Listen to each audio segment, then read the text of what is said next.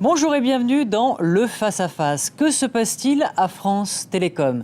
Économie, investissement, restructuration, compétitivité, mutation. Des mots magiques qui résonnent aux oreilles des dirigeants mais qui provoquent un désastre humain. 24 suicides en 18 mois. Que se passe-t-il réellement dans cette entreprise depuis sa privatisation en 1997 ? France Télécom est passée d'une culture de service public à une culture d'entreprise privée gouvernée par le profit. Et des salariés finalement désorientés, déplacés comme des pions à qui l'on impose de changer de fonction tous les 3 ans. Bref, est-elle devenue une entreprise mortifère ou, ironie de l'histoire, la communication est coupée entre dirigeants et salariés, des salariés qui n'ont aucun numéro d'urgence à composer pour lancer un SOS avant leur geste fatal. Comment enrayer cette vague de mort ? On en parle avec nos invités qui sont sur ce plateau que je vous présente. François, bonjour, vous êtes psychologue du travail et Christopher Mesnou, vous êtes avocat des affaires. Alors, je m'adresse d'abord à la psychologue que vous êtes.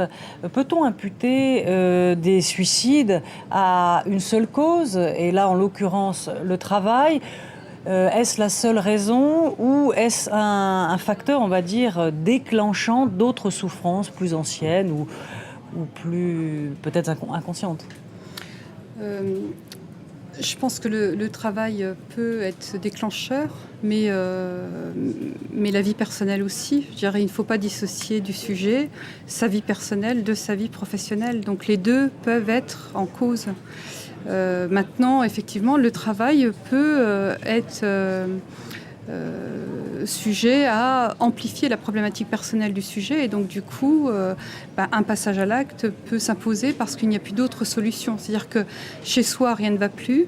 Au travail, rien ne va plus. Et voilà, on est face à quelque chose qui est... Il n'y a plus que du vide qui entoure le sujet au travail.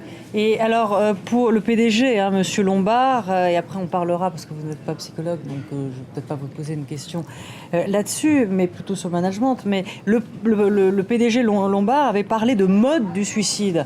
Rappelez-vous, c'était... alors, je peux prendre l'exemple de cette phrase d'un cynisme fou, pour se demander si effectivement plusieurs suicides n'entraînent pas des passages à l'acte, comme si ça devenait pour les autres une porte ouverte et une solution morbide.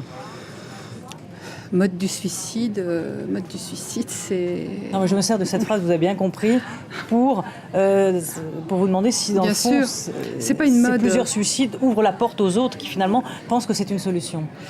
Non, je pense que c'est quelque chose d'individuel et que chacun prend à un moment donné cette porte-là parce qu'il n'a plus la possibilité de faire autrement. Mais ce n'est pas une mode du suicide, c'est vraiment des situations individuelles et il faut laisser ces situations-là vraiment individuelles. C'est-à-dire que ça nécessite l'analyse du sujet, de sa problématique, à la fois personnelle et professionnelle. Et il ne faut pas, je crois, faire un amalgame de tout ça. C'est pas une mode. Enfin, non, mais c'était le mot employé par... oui, mais terrible mot, je l'ai dit. C'est un mot qui choque, vraiment qui me choque. De ce manager. Alors, peut-être, je me tourne vers vous, Christophe Mesnou. Peut-être avez-vous une réaction à ce que vous venez d'entendre ? Je trouve que la phrase était très malencontreuse, effectivement, très malheureuse. Ouais. Donc, vous connaissez-vous France Télécom en tant qu'avocat d'affaires. Est-ce qu'un mode de management peut être en cause dans ces malheureux faits ? Je dirais que, vu la spécificité de l'histoire récente de France Télécom et son changement de statut de société du secteur public vers une entreprise privée soumise à toutes les lois du marché telle qu'elle est, je trouve qu'effectivement, il s'imposait, le management avait une obligation très très lourde et très particulière de communiquer aux salariés, aux fonctionnaires et aux salariés de l'entreprise leur nouveau statut et leurs nouvelles obligations dans ce qui était pour les salariés un nouveau monde. Et sans doute, et c'est l'ironie de la chose, comme vous l'avez bien signalé, l'ironie de la chose, c'est le management de France Télécom communique peut-être mieux au marché et à l'étranger que vis-à-vis de ses propres salariés.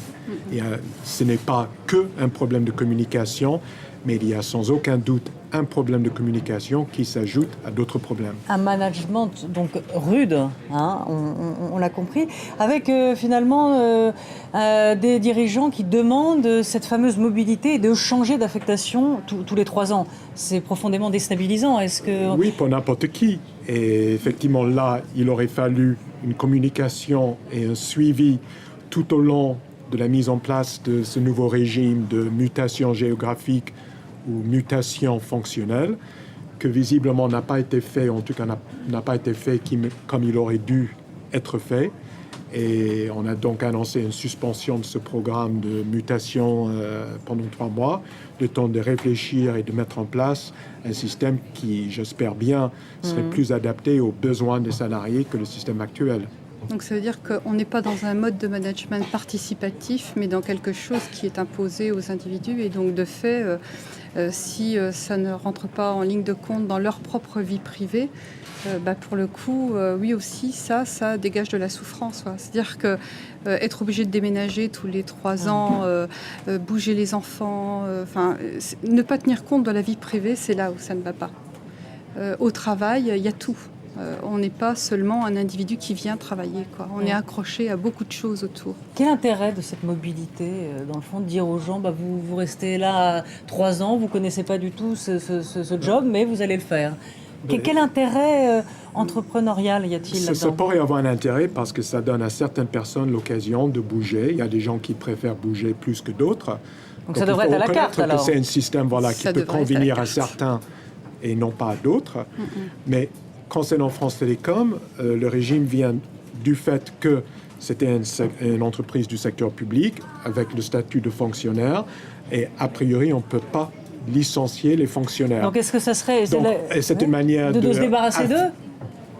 Ça c'est le point de vue cynique. Le point de vue moins cynique consisterait à dire on est des salariés, il faut les affecter à toute position qui a besoin d'un salarié et comme ça on maximalise les ressources humaines en interne. C'est terrible ce que vous venez de dire et c'est tout à fait imaginable, ce cynisme de dire on ne peut pas, dans le fond, renvoyer, puisqu'ils avaient quand même pour certains un statut encore de fonctionnaire, de dire dans le fond on va les dégoûter. Et est-ce qu'il n'y a pas derrière ça, c'est ce cynisme, c'est effrayant, mais est-ce qu'on peut le suspecter, l'imaginer ? Est-ce que c'est bien ça ? C'est un propos assez grave pour moi, donc... j'irai pas sur ce terrain-là. Oui, il y a quand même 24 suicides dans cette entreprise, en 18 mois. Oui, 24 suicides dans cette entreprise, mais il y a aussi d'autres entreprises où il y a effectivement aussi des suicides. Alors moi, dans ma profession, je ne rencontre pas que France Télécom avec des problèmes de suicide. Il y a d'autres entreprises qui vivent le suicide et qui, pour autant, ça ne se sait pas plus que ça, on n'en parle pas. Voilà, donc quand vous parlez du fonctionnaire qui en définitive ne craint pas le licenciement puisqu'il est protégé de fait de son statut, certainement, mais je ne sais pas moi si chez France Télécom les fonctionnaires restent fonctionnaires ou s'ils passent dans le statut du privé et qu'ils quittent leur statut de fonctionnaire. Là aussi c'est une question qui doit se poser. Ils sont à 2 tiers fonctionnaires. Voilà, et c'est comment ils restent protégés ou pas. Maintenant dans cette histoire de mobilité, moi c'est vrai que je ne suis pas pour la sédentarisation dans les postes non plus. J'ai aussi. Oui, mais il faut peut-être un juste. Mais alors pour le coup c'est ce juste milieu qu'il faut trouver. C'est si les gens sont d'accord pour bouger, alors à ce moment-là ils vont mettre en place au niveau de leur environnement ce qu'il faut pour le faire. Moi, ce que j'entends dans tout ça, c'est que c'est plutôt on vous dit de faire quelque chose et vous devez l'accepter, sinon vous perdez votre emploi et donc du coup vous allez vous retrouver dans la précarité sociale. Aujourd'hui, retrouver un emploi, ça devient pour beaucoup de gens mission impossible. Oui, c'est traumatisant. Mais oui. D'accord. Existe-t-il des entreprises mortifères, management mortifère ? Est-ce que... C'est pas un mot que j'utiliserais. Il y a des entreprises où le management est plus doué pour gérer ce type de situation de transition que d'autres. Il y a des sociétés où le management est plus sensible et plus à l'écoute de ses salariés que d'autres. Alors peut-être France Télécom, à l'heure actuelle, ne gagnera pas le premier prix concernant son écoute vis-à-vis de ses salariés. Ceci étant, je souhaite quand même dire quelque chose en tant qu'avocat d'affaires franco-américain, parce que je suis d'origine américaine. Justement, j'allais vous poser cette question. Ça fait 20 ans que je vis en France. J'exerce le droit social pour partie. Et je suis extrêmement impressionné par les dispositifs qui existent en droit social français pour être à l'écoute et pour accompagner les salariés, ce sont des dispositifs qui n'existent pas forcément ailleurs et certainement pas en Angleterre et encore moins aux États-Unis, où le monde est beaucoup plus dur. Alors bon, ça implique plusieurs choses. Les salariés américains ont plus l'habitude de bouger géographiquement parce que c'est la culture économique du pays qui n'est pas tout à fait la même que celle qu'on a en France. Néanmoins, on a des syndicats, on a des comités d'entreprise, on a des médecins du travail, on a des CHSCT, on a tout un dispositif élaboré par le droit social et peut-être le problème chez France Télécom, on s'éloigne un peu de la culture du droit social français tel qu'elle a. C'est un changement brusque. C'est un changement brusque et peut-être il faut revenir aux origines, c'est-à-dire on a un droit social qui est fait en partie pour accompagner et protéger les salariés et surtout les plus fragiles d'entre eux. Et il me semble qu'une partie de la solution que France Télécom sera obligée d'élaborer, ça serait de se rappeler les principes du droit social. Vous êtes d'accord ? Oui, je suis complètement d'accord. Pour France Télécom et bien d'autres. Moi, c'est vrai que c'est extrêmement difficile, par exemple, pour quelqu'un qui a vécu du harcèlement au travail, de le faire reconnaître en accident du travail, par exemple. C'est quasi mission impossible. Faire arrêter quelqu'un, il va forcément être démuni à un moment donné parce que il va être payé par la sécurité sociale et non plus par l'employeur et donc du coup il va perdre en termes de salaire.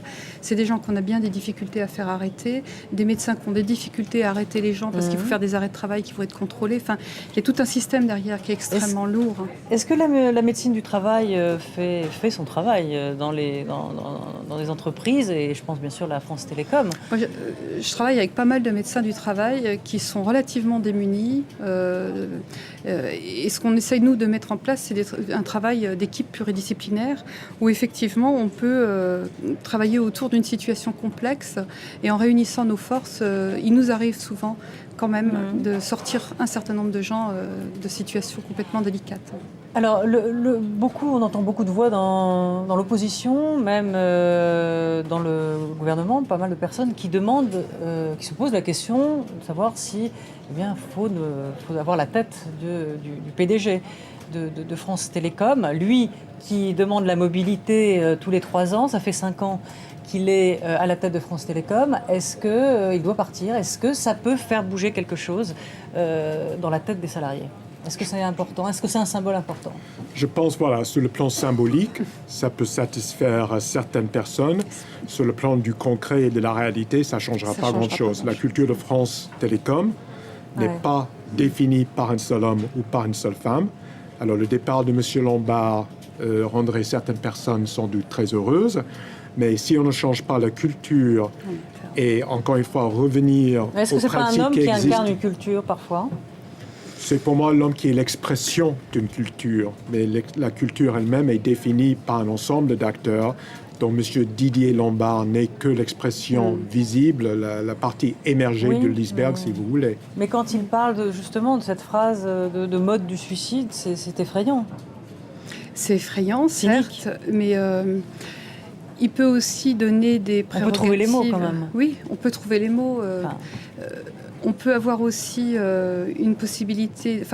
on peut aussi donner des ordres, dire voilà, moi je voudrais que l'entreprise marche comme ça. Et puis derrière, il y a quand même d'autres managers.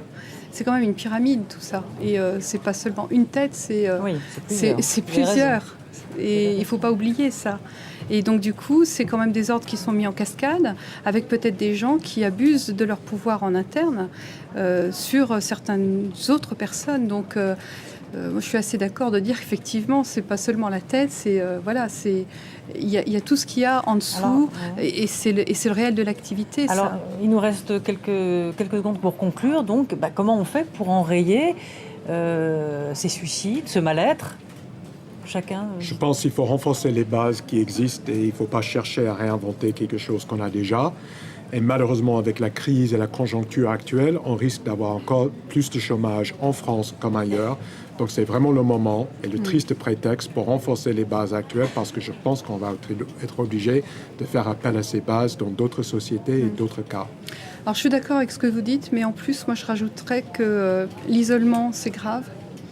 L'agir communicationnel, c'est important. pouvoir parler, pouvoir dire qu'on a mal. Parce que bien souvent, les gens qui sont en souffrance au travail s'isolent. Et puis, les autres aussi finissent par l'isoler. Et finalement, on se retrouve avec quelqu'un qui a peut-être une maladie qui s'attrape, quoi. Peut-être bien que la souffrance au travail, c'est un virus qui s'attrape. Et cet isolement-là, il est mortel. Oui. Merci pour ce débat, à tous les deux, d'être venus sur le plateau de France 24. Merci. Tout de suite, les infos sur la chaîne internationale. On se retrouve très vite. Merci.